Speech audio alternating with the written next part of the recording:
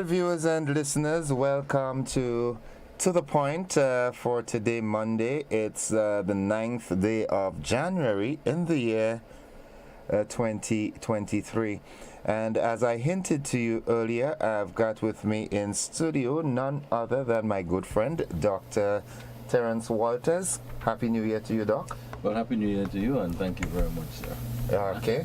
All right. And, well, let me publicly congratulate you on achieving your doctorate at this time. How was that process? All right. It, the process, well, first, let me just say good morning. Well, greet all the viewers and listeners, all right, as we begin the program.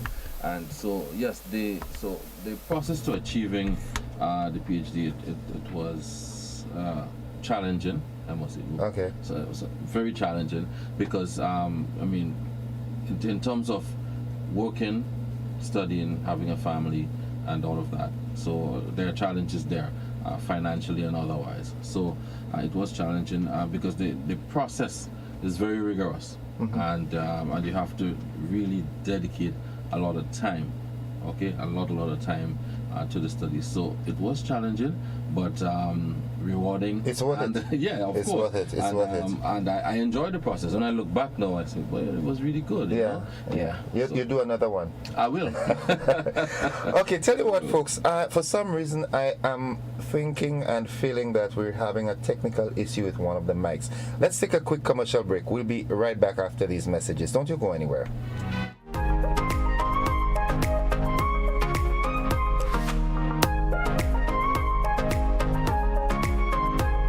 Government has announced measures to drive the cost of living down. The opposition thinks some of these will backfire in the future. Pensions have been paid as promised. Opposing voices question the sustainability. How will the Prime Minister and his team play the balancing act? Let's hear from him on these and other issues on Monday night on GBN's Beyond the Headlines at 8 p.m. Beyond the Headlines, live on GBN Television, Classic Radio, and our social media platforms.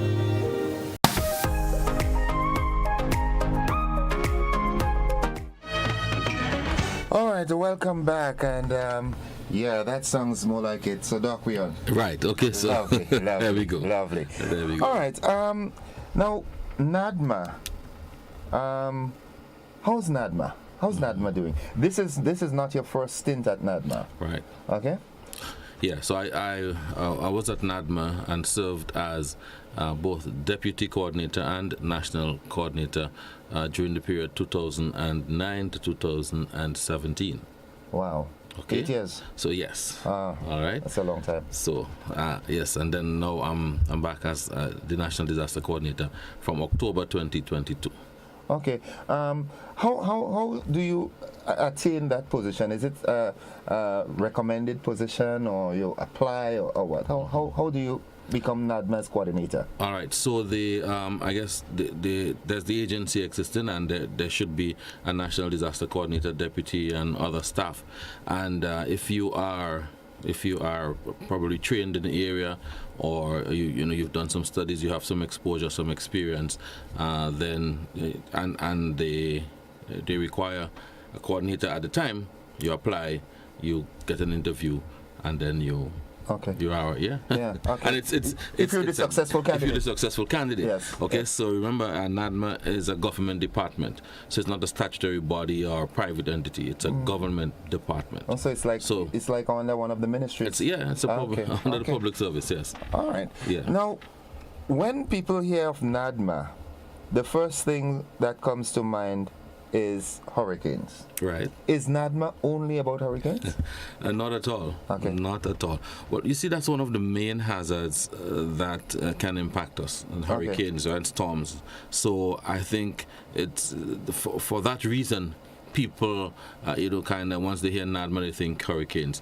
But we focus on comprehensive disaster management, which is the management of all hazards through all of the phases by all people. Okay. Comprehensive disaster management, and that's a mouthful. Yeah, That's and a mouthful. we fall on the CDMA, which is the Caribbean Disaster Emergency Management Agency, which is a body of CARICOM, all right? Okay. It's based in Barbados. Based in Barbados, headquarters in Barbados. And the focus is comprehensive disaster management. It sounds like a mouthful, but comprehensive disaster management, simply put, all hazards, all phases, before, during, and after, all people. Okay. Okay? And when we say all people, we're talking public sector, private sector, government, whomever. Everybody. Yeah. Okay? Everybody. All so it's not just the people at NADMA or the police or the medical, or right? Sometimes you think certain people have to do certain things, but all people. Okay. Yeah, we all have a part to play. And that is where the next pointer that I want to make, the community involvement. I mean, I could speak to that for a little bit, because at one point in time I was associated with a NADMA grouping out of Telescope just prior to Ivan. So when Ivan was there, I was like, one of the persons going around and ensuring that, shelters and so forth were in place and so forth. So how important and relevant is it for community groups and individuals' participation in the general disaster management process? Well, I want to say extremely important, right? It is extremely important to have community participation at all. I mean, right across the country, Grenada, Carriacou, Petit Martinique, because now the staff at NADMA is small. Yeah, but skeletal staff. 13, right? Okay. So it's currently 13 of us. So you have a small staff, and if there is an event, whether it's an earthquake, a storm, flood, whatever it is, and we have to respond, okay, the people at the agency are not enough to go out into the community and do everything. So we need community participation. We need people to man the shelters. Okay, you need people to conduct the relief operation. So you know how you have to distribute relief supplies to people. We need damage assessment.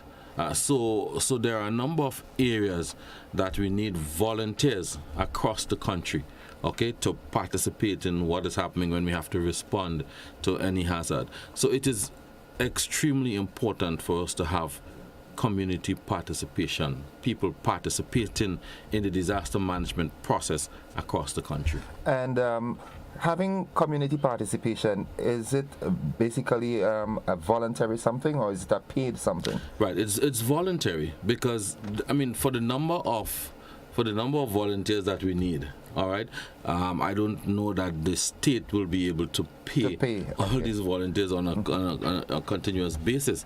So we depend heavily on volunteerism. Okay. All our volunteers depend heavily, and we are in the process. We're trying to build a cadre of volunteers who would be available whenever the need arises. So in the event of an eventuality. Yes. So. And what sort of response has NADMA been getting as it relates to that sort volunteerism?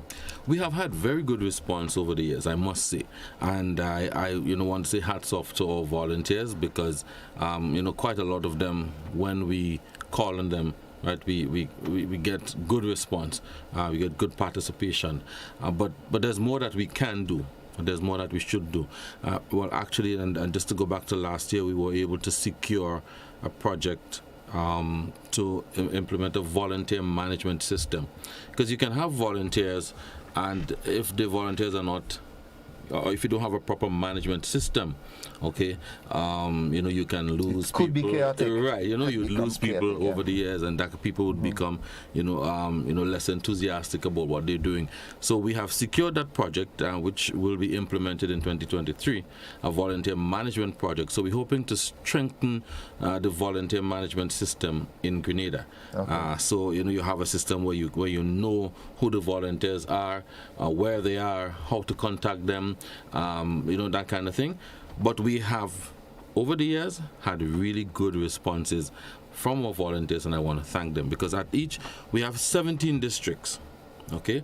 17 districts across Grenada, Carriacou, and Petit Martinique, broken up by the constituency boundaries, but St. David is broken into two. So you have St. David North and St. David South. Okay. And then Carriacou is one district, and Petit Martinique is one Okay. district. So that's how we end up with 17.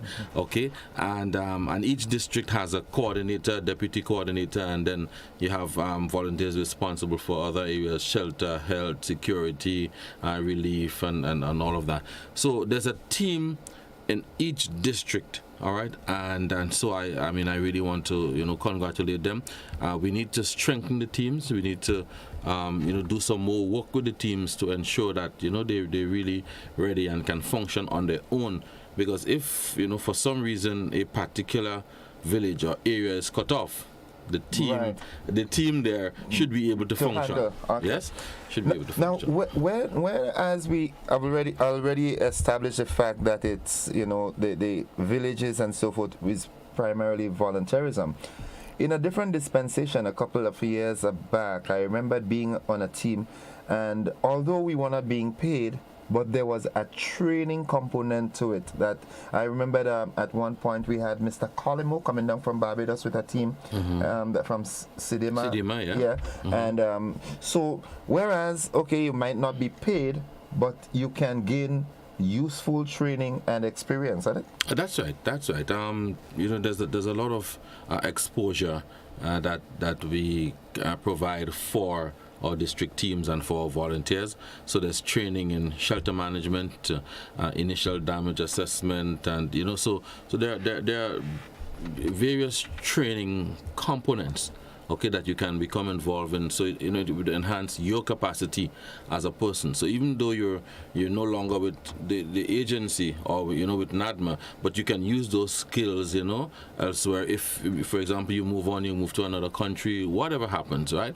But we provide training for our volunteers that they can use at the district, the community, the village level.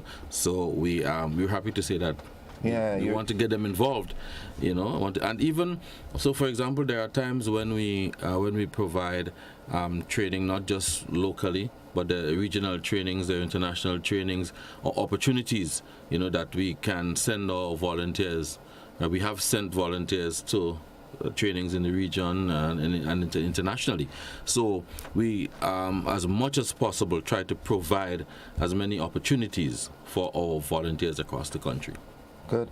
Now, I was tempted to ask you a question, but it would be rather unfair to you because you've been off NADMA from 2017, and you've just come back. So I'm going to look forward. We just had an uneventful hurricane season, basically, that concluded in November. All right, thank God we were spared. So what is NADMA's modus operandi now going forward? Mm-hmm. But quite an interesting question and important, because sometimes there's the perception that NADMA, the office or the staff, you are working hard during the hurricane season, and outside of the hurricane season, well, nothing is happening. Kick all right? back and relax. Yes. Yeah, nothing is further from the truth, though. That's right. That's right. So there's that perception, but here we go. Now the hurricane season is from June 1 to November 30, and during that time you're monitoring. And remember, we also have to remember that storms can form outside of the hurricane season. Well, So Papa God in control of that. that's right. We could only forecast. So before June and after November, you can have storms there.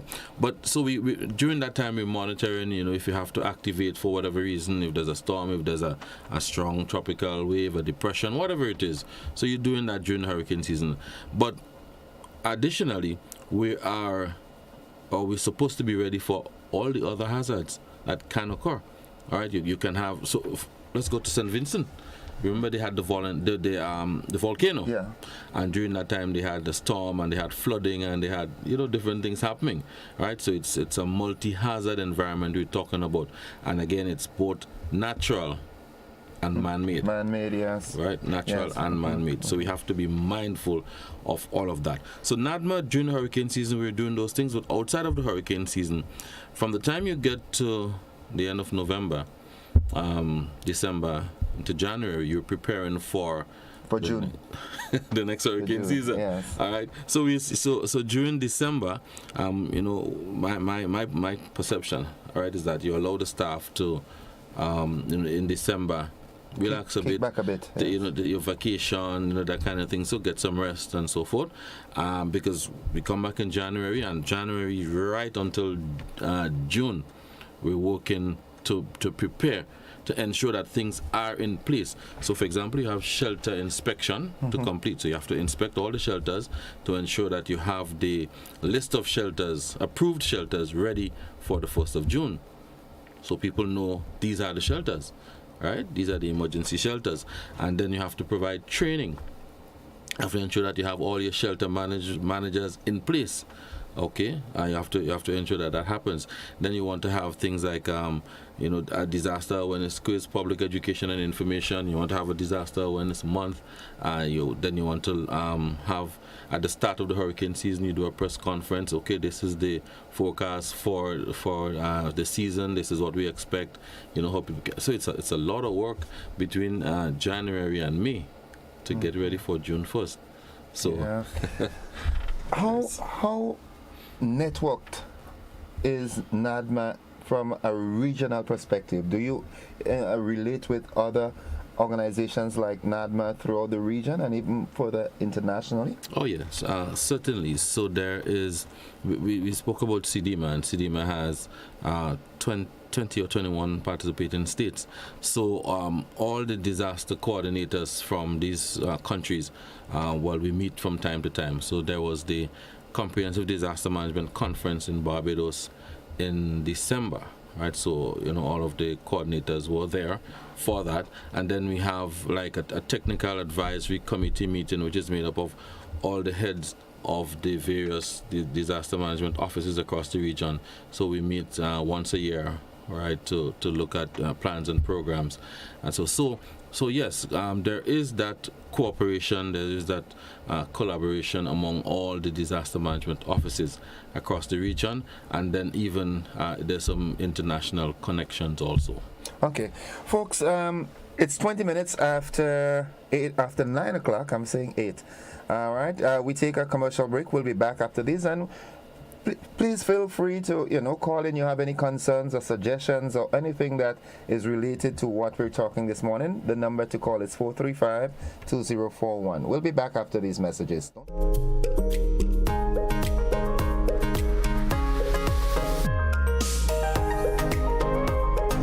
It's time that we realize that we must work together to thrive. As we know it, the sky and below it. Could I never have more wonder? Yeah, with life and all you see, and the climate's changing. But hope is remaining. That we can't ignore the future. It depends on you and me. One chance, all that we got. One voice, together we start. Take care of the world where we live. Permite a todos vivir. Tomamos la oportunidad para guardar la humanidad. And I must leave no one behind because we are. One climate, one Caribbean. One climate, one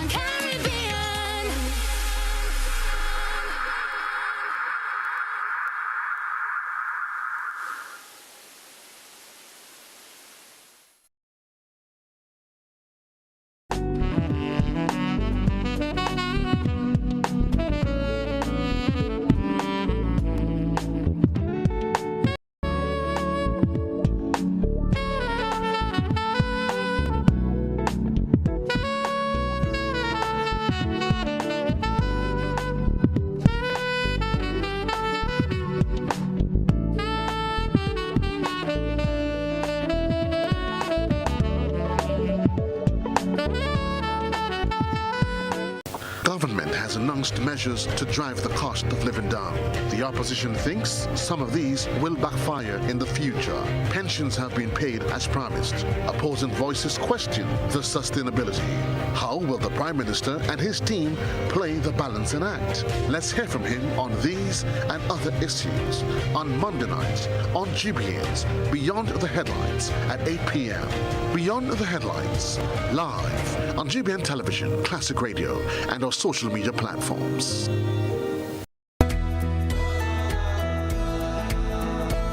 No, that's not how you cross the pedestrian crossing. Really? One day I just woke up and I saw pedestrian crosswalks on the road. No one really showed me how to use them properly. Well, this is how it's done. You never cross before doing these things. They might save your life.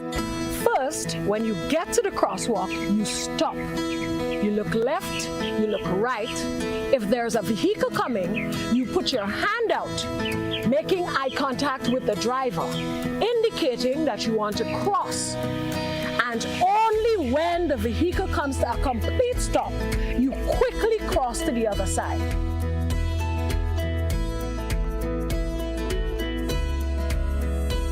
Stop, look, hand out, eye contact.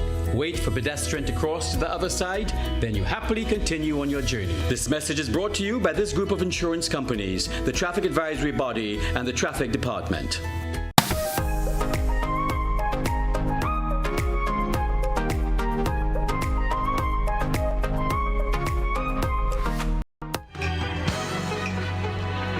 Welcome back, viewers and listeners. This is To The Point for today, Monday, the 9th of January 2023. And my guest in the studio is none other than Dr. Terrance Walters. He is the coordinator for NADMA. And we have a caller on the line. Let's go straight to this caller. Good morning, caller. Good morning to you, Innocent, and good morning to you, Dr. Terrance. Good morning. You look bright as ever. Thank you for taking the time off from your busy schedule to grace us with your presence. We appreciate it. And while you're at it, the first thing I believe you can help us with, Mr. Innocent, you're missing on the radio in the morning, and half of the nation can't do without you. So I do urge that GBN fix that problem for us, please. All right, point taken. Only Saturday gone, we had a flash flood in Grenville, and a lot of us weren't aware of it. Businesses were on hold for, a couple hours early in the morning. Situations like that, we know sometimes that things, occur suddenly, but if a little bit of information could be given to us on the ground, we'll do appreciate it, Dr. Terrance. And we look forward to the list of the shelters early enough. And we do look forward to working with you in the new year, and we say once again thank you for taking the time off, and we do appreciate your presence. Have a great day, everyone. Thank you very much, caller. All right, thank you very much, caller, for that. And let me just talk about the shelters first, because the list of shelters that was published for June last year. All right, so that list is valid now. It remains the same. It remains the same. Okay, until we do an inspection this year, and we produce a new list sometime before June. But the list that is out now, that's valid. Okay, and concerning the information, we do work closely with the meteorological office. All right, and we've had discussion about enhancing improvement, because we can only improve. That's what we need to do. Improve on how we provide information to the public. How and when and so forth, and looking at our early warning systems. All right. So yes, caller, thank you for mentioning that, and we will continue in the process to ensure that we provide information that is timely and that is relevant. Because with early warning systems, your information must be timely, and it must be relevant So if it's timely, but people don't understand it, then you create it doesn't problems. make sense, Yes, right? yes. But if it's relevant, people understand it, but it's not It's not- timely, right? So it must be timely right? And relevant. And relevant. Yes. Those two ingredients must be there.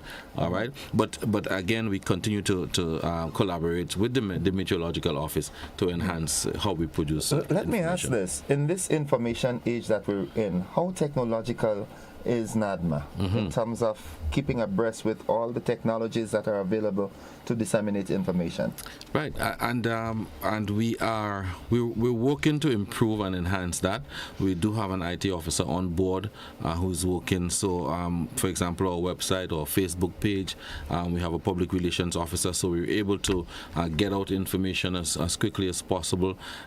We have a public information and education subcommittee, which is headed by GIS. Okay. So we can get information out to the public as needed. So we are continuing to improve and enhance and use the technology that is available so that we can reach our people. Okay, we have a caller on the line. Good morning, caller. Once more unto the breach, dear friends, once more. Close the walls up with your Grenadian dead. Thank you very much for taking my call, Mr. Joseph, and good morning to you, Mr. Walters. Yes, good morning. Citizen Rollo here. Listen, Mr. Walters, I do congratulate you on your academic prowess, but I do trust that you would have the opportunity and through your own initiative to guarantee that academic prowess be transformed into intellectual prowess so that we can guarantee that things are done out of the theory that you have learned. Thank you very much and have a nice day. Now listen to this. Coming from an international convention known as the United Nations Convention on the Rights of Persons with Disabilities, its original name, I look at Article 4, which speaks of the general obligations of state parties. Crystally clear it is written. And as to Article 11, which relates to risks, situation of risk and humanitarian emergencies, I ask this question. What does your agency have written, documented, etc., for the safety and security and even well-being of the population of people with disabilities in this country? Can you tell us, please? Give us some sort of guidance, because I know nothing and I cannot find information anywhere as to what the state parties have in response to the demand of the United Nations Convention. Thank you very much and have a nice day, will you? Thank you very much, caller. All right. Thank you very much. And very important and interesting point here. Now, we do not have a policy per se, all right, specific policy. All right, we are currently drafting legislation, all right, which will cover persons with disability, how we treat with them, how we deal with them. But we have been, as an agency, working with a number of entities to ensure that we provide for persons with disabilities. So we have, in the last few years, equipped a number of shelters, emergency shelters with ramps and other assistive devices. We have procured some like wheelchairs and so that we can assist persons with disabilities, and we have also procured a vehicle that can be used to transport people, persons with disabilities and persons who are, unable to move and so to shelters or, if needs be. So we have done some work, but again, there's more to be done. And when we complete the legislation, all right, which we are in the process, government is in the process of drafting. Well, we've drafted. but we're revising and reviewing now. Fine-tuning. Because when you draft legislation, you have to look at it, do consultation, and ensure that the legislation that you have, it covers a lot of areas. Although you can do additions, later on, right? But so we are in that process currently. And I must say that we have done some work, to provide for persons with disabilities. But we've worked with the National Council, all right, for disabled. Yes, okay. We've worked with them also. So, caller, thank you very much for that, and we would continue along that path. All right. On a Facebook platform, one person is saying, please ask Dr. Walters if NADMA is paying attention to the flooding situation in the town of Grenville. The problem doesn't only pose a threat to businesses, but lives are also at risk. It's an area that we have taken note of, but again, the engineers and so they have to find solutions to that. So yes, it's an area that we are quite aware of and paying because attention to. This flooding in Grenville is something that it's not a new something, right? I think it's about time that we're in the age where the technologies are available. That's something. I was speaking with an elderly person a couple months back, and he was saying a simple thing as getting a fan, some fan or something. He was saying to I don't know, but I don't think it's a problem that is unsolvable. I don't think so. And so that's why I'm saying that the people with the engineering skills, Ministry of Infrastructure, and so I guess they would take a deeper look at this and see what solutions can be found. And I suggest that it is dealt with a matter of urgency, because like I said, we were spared it last season, but the climatic conditions are getting more dire as the time with the effect of climate change and everything. So I think some measure of urgency should be given to this. We have a caller on the line. Good morning, caller. Good morning, Mr. Innocent. Good morning, Mr. Walter. Thanks for having me on the line. So, Mr. Walter, I'll start with you. But before I start, are you getting a feedback? No, we're good. Go ahead.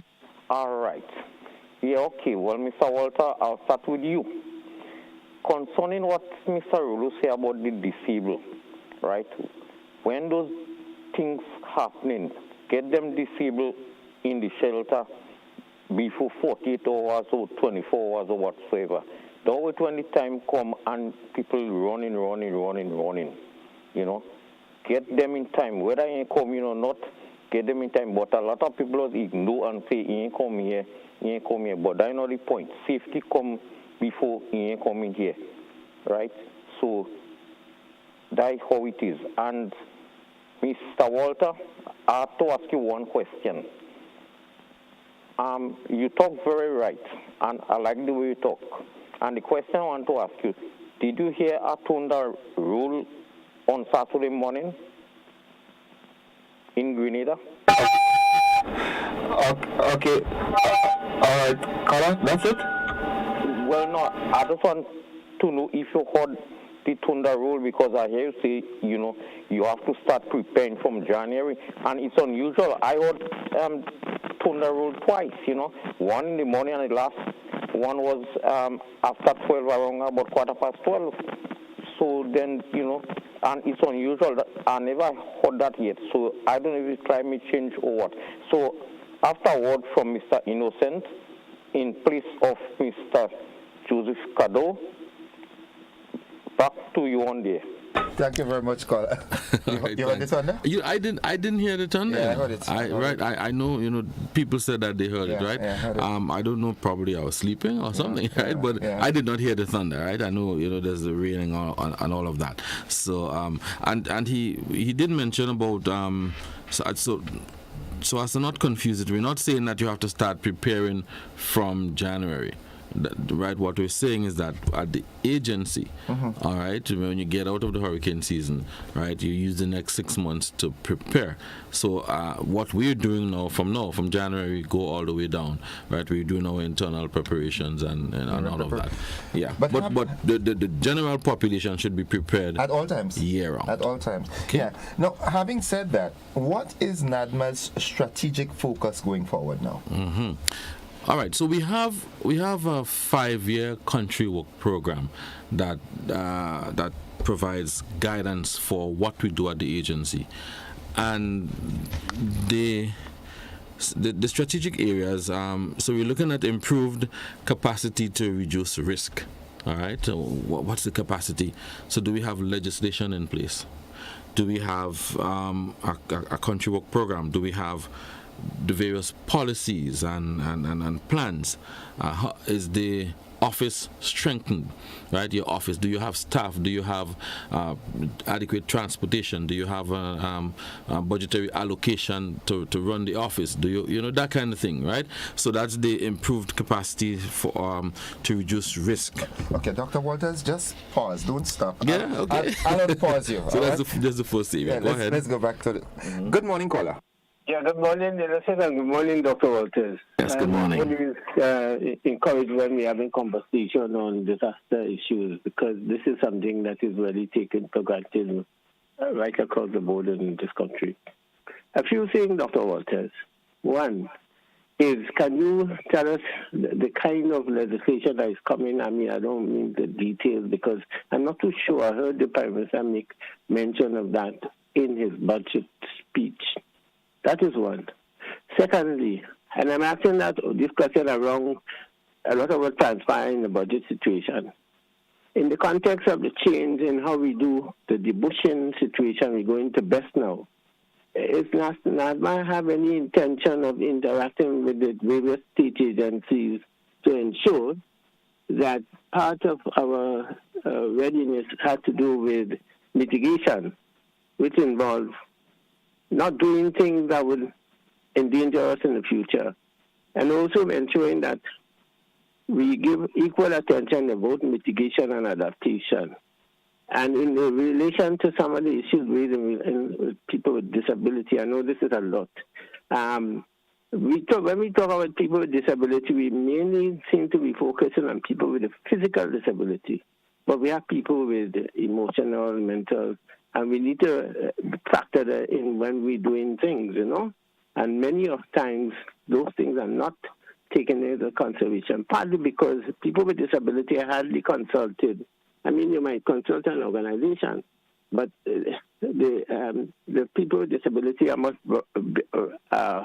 greater than one entity. I'm not trying to bash anybody, but many times, like there was a survey that happened some time ago, which I was excluded from recently. I mean, in the last year or two or something like that, I was excluded from that. And I could have made a contribution in terms of, because being someone with physical disability and also having certain knowledge like community and all that kind of thing, I could have made a contribution, but I was excluded. And finally, I hope that in terms of translating the knowledge that people need to know would be broken down so that they would understand the importance of being ready. And the language, sometimes that comes across through communiques from various agencies, including NADA, are not always digestible by people. So I hope we will look at that also. There are many other things that I could talk about, but thanks a lot, and let us keep the conversation going. And I've always said I'm ready to support and assist wherever possible. Thank you, caller. Okay, so a mouthful. Yes, another mouthful. Yeah, but just to say, okay, he was asking about the kind of legislation, and so this is specific to disaster management. Okay, specific to disaster management and NADMA and how the functions of NADMA and how you engage volunteers and the community and so forth, right? So that's what the legislation is all about. In terms of engaging state entities relating to mitigation and adaptation, yes, because we do have a number of the entities on the the national body. So we have a National Emergency Advisory Council, which comprises mostly all of the entities across the island, public sector, private sector. All right. Yes. So we are, and we're working closely with the Ministry for Climate Resilience. Okay, we're working closely with that ministry because we realize that there is that interrelationship with looking at climate change and disaster management. Because if climate change causes certain actions, certain hazards, okay, then disaster management has to kick in. There we go. So there must be intertwined. That's right. Yeah. That's right. There must be that close relationship between Ministry for Climate Resilience and disaster management. And so he also spoke about persons with mental disabilities. Right. Okay. And yes, we are looking at that. Actually, we're looking at doing a training in psychosocial support, because after whatever disaster or whatever hazard, there are people who are traumatized. Okay, and people need that kind of psychosocial support. So that's an area we're addressing, and. Public education and information, yes, right. We again. Back to what we spoke about that before. Yes. And notice at the very beginning, when I spoke about comprehensive disaster management, I broke it down and I just said all hazards, all phases, all people. Okay, simply put, because there's a more complicated definition for comprehensive disaster management. But when you say all hazards, both man-made and natural, all phases, before, during, after, by all people, simply put. So we were trying to do that. Okay. Yes, good. Now we're running out of time, so let's get back to your strategic focus going forward. Right. So we mentioned the improved capacity for risk and enhanced state of readiness, because we must be ready to respond to any hazard. And so that's things like training, ensuring that we have early warning systems in place, doing exercises and drills, and so, because we can talk about it can be on paper, we can have everything written, but if you don't practice, okay, you won't know when the time comes for you to actually activate, right? You'll be like a fish out of water kind of thing. Yeah. And that, in my opinion, that is something that has been happening in Grenada for way too long. I do hope all these things are encompassed under the transformational agenda that is being pushed now. Holistic transformation, not so much lip service, yes, but being able to actuate it. So yes, okay. So so that enhanced state of readiness and exercises and drills, getting people, and sometimes we think you have to do all at once. No, okay. You cut off chunks, right? You work on it, yes, and you perfect it, and you go forward. Yeah. And then another area is improved capacity for managing emergencies, all right, or emergency response. Okay, because you have to respond, okay, when something happens. So do you have your shelters in place? Okay, do you have your volunteers ready? What about can you conduct your damage assessment? Do you have people for that? Because if there's an event, right, immediately after, you have to say, well, okay, we had this event, this is what happened, and it will cost us about X amount of millions of dollars, and that kind of thing. Yeah. So that improved capacity for managing emergency response, right? We have to work on that. So that means you need specialists in the field of quantitative analysis and all sort of things. All that kind of thing. All right, engineers and who can But then there's a community, all right, or district aspect to it, where immediately after, these people can go out and report. And then you collate for a national level. And then you do the... Okay, wow. Yeah. Folks, it's not... I mean, what people hear, NADMAN, you think, they're just operating for the hurricane season. But it's much more than that. Much more than that. Much more. Yes. And I just want to, commend you on, attaining the PhD. How easier has it made your job in that field? Well, again, it gives you a different perspective. Yeah. All right. So now you're able to, look at things differently, approach them differently, and so when you have a better perspective on what should happen, then you approach it in a way, and you move forward. We have a caller on the line. Good morning, caller. Good morning, Dr. Walters. Morning. Yeah, good morning. Yeah, you need to turn down the volume of your radio or TV, please. Okay. Stand by one. Okay. Good. Yeah. Dr. Walters, now that you've moved from your old location to the new spot, talk to us about the communication system. Okay, that's it? Yeah. Okay. All right, good. So we have, in the last couple of years, procured a communication system. It's a system that police, health, various entities use. And you can, it's a very comprehensive system where you can break it down. So NADMA can talk to its own, health can talk to its own, police can talk to its own, and then if you need everybody, right? So we have definitely improved communication across the island. We did a test of it sometime last year, July, August, thereabout. We did a test, and we were able to communicate, right across the country. So we have definitely enhanced and improved communication. We need to again probably add some handheld radios, but so for example, health. I can because I was at Ministry of Health when we did the test. All right, so all of the key players can speak to each other from wherever they are at the various health centers, and so the ambulances, and so they can speak to each other. So yes, sir, we have definitely improved the communication system. Again, there's still more to be done.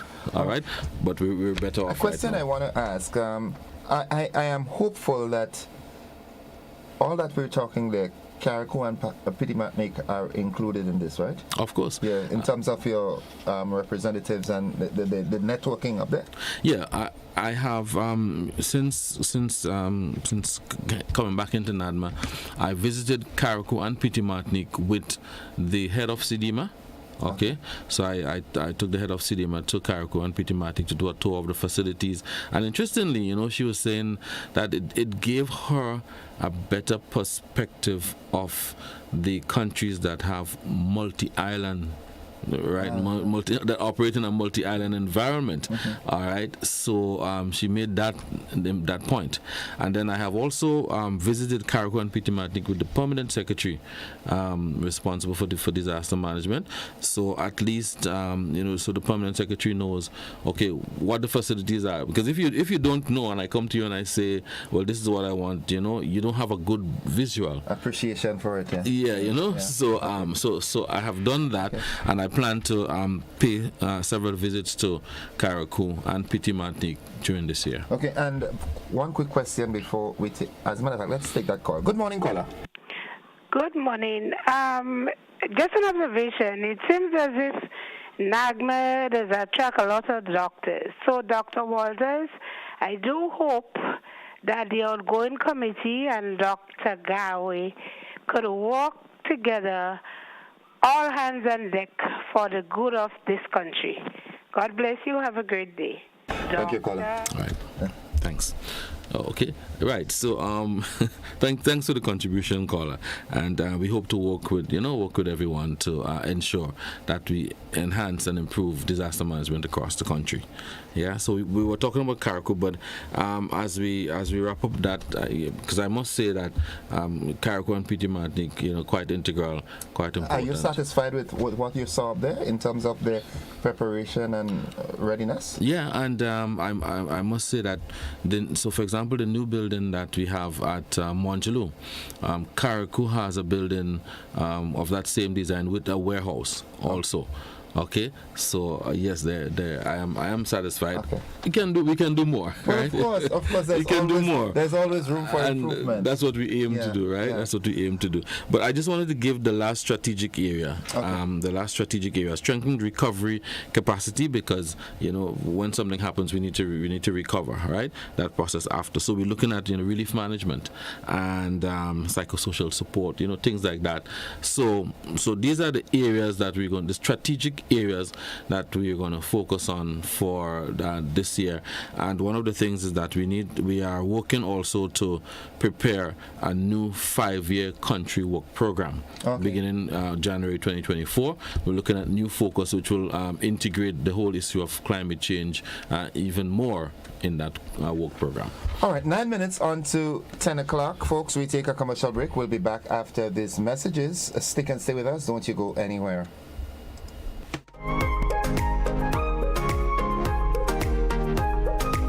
Government has announced measures to drive the cost of living down. The opposition thinks some of these will backfire in the future. Pensions have been paid as promised. Opposing voices question the sustainability. How will the Prime Minister and his team play the balancing act? Let's hear from him on these and other issues on Monday nights on GBN's Beyond the Headlines at 8 p.m. Beyond the Headlines, live on GBN Television, Classic Radio, and our social media platforms. It's time that we realize that we must work together to thrive as we know it, the sky and below it.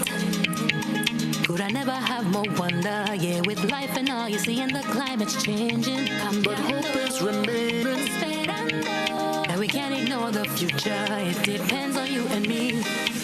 One chance, all that we got. One voice, together we start. Take care, the world where we live, permite a todos vivir. Tomamos la oportunidad para guardar la humanidad. And I must leave no one behind because we are one climate, one Caribbean. One climate, one Caribbean.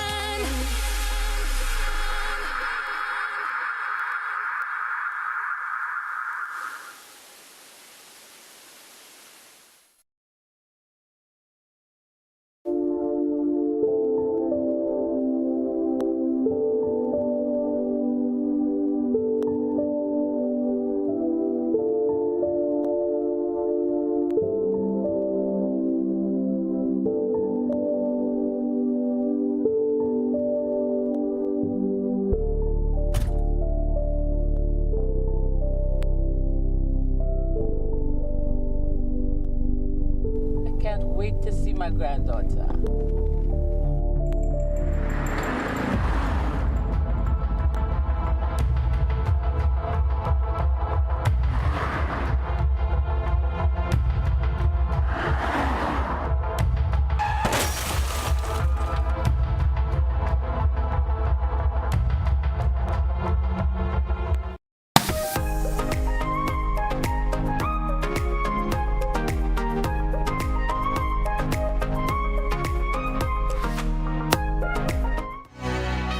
Welcome back, viewers and listeners, to The Point for today, Monday, the 9th of January. Sitting in with Dr. Terrance Walters, the coordinator for NADMA. We have a caller on the line. Good morning, caller. Yes, sir. Welcome to the program. We have a doctor there, Dr. Walters, and we have an innocent fellow there, Dr. Innocent. Now, I want to ask you this. Give me the relationship between NADMA and the weather station at Pansalin. Let me make it easier for you. I usually hear they talk about the weather in Pansalin, what they expect and what they don't have to expect for the day.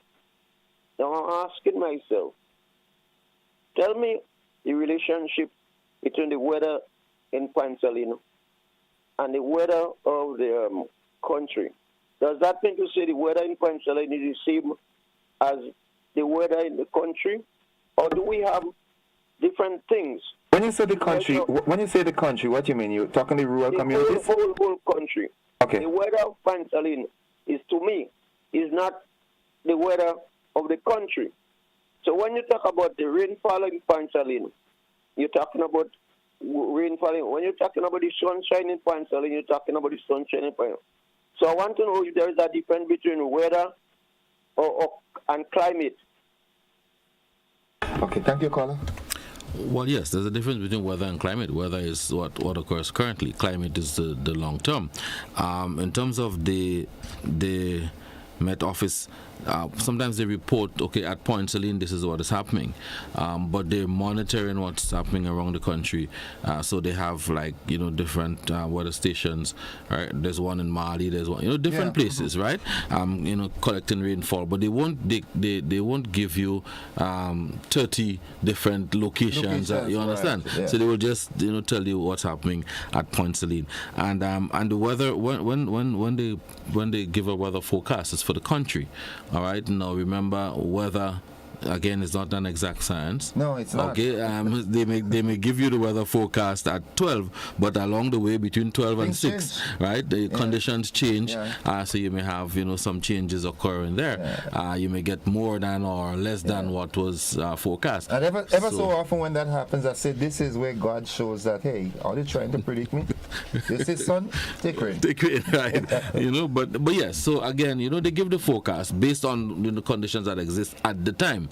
Okay, and see what happens. But there's a good relationship between NADMA and the Meteorological Office. So, for example, whenever there's a weather alert, okay. So the regular weather, they send it out. If there's some alert, they would send the information to NADMA and we disseminate. One of the things you highlighted previously was relevance, and quite a number of times you would hear people saying that I don't listen to Grenada weather news because sometimes it's off. You care to comment on that? Again, so it all depends on sometimes what they're looking for, if they understand the terms and so. We've been having some discussions about making the weather reports simpler for people. So we have to use particular terms because again you're sending out a professional report, so it must include certain terms. But we have to try to see how we can break it down, probably put an explanation in bracket, that kind of thing. But again, we have to encourage people to pay attention to the local weather reports, because we would get whatever from international or regional, and then we have to ensure that we tailor it to our locality. Okay, we're out of time. Yes. Let's wrap up. What would you like to say in wrapping up? Well, NADMA, we continue to support the general population, and we continue to work towards strengthening disaster management in Grenada, and we hope that, or we're sending out an invitation for people to volunteer with the agency across the country, because we need volunteers so that we can ensure that what we're doing is successful, and the success is not just for the office, but it's for the entire country. All right, so we want to ensure that if there is an event, whether it's a tsunami, earthquake, a hurricane, whatever it is, flooding, okay, whatever it is, that we have volunteers in place across the country so that we can respond adequately to ensure that we save lives and reduce damage to property as much as possible. Should someone listening or viewing hear this and they want to become a volunteer, what's the process? Give us a call at the office, 440-8390, and then we'll take it from there. Yes? Folks, that has been To The Point for today, Monday. I have been speaking with Dr. Terrance Walters. He is the coordinator for NADMA, and I do hope that some of the information, if not all, that was shared here would be of some assistance to you as we go forward. Remember, preparedness is the key, and it is a 12-month process. That's right. Not just for June 1st to November 30th. All right? We should always be prepared. And it's not only for hurricanes. All right? We have so many other hazards. Fires, floods, earthquakes. And earthquake is one that has become very prevalent in the region in recent times. So you have to, yes. Our bedding planes are moving.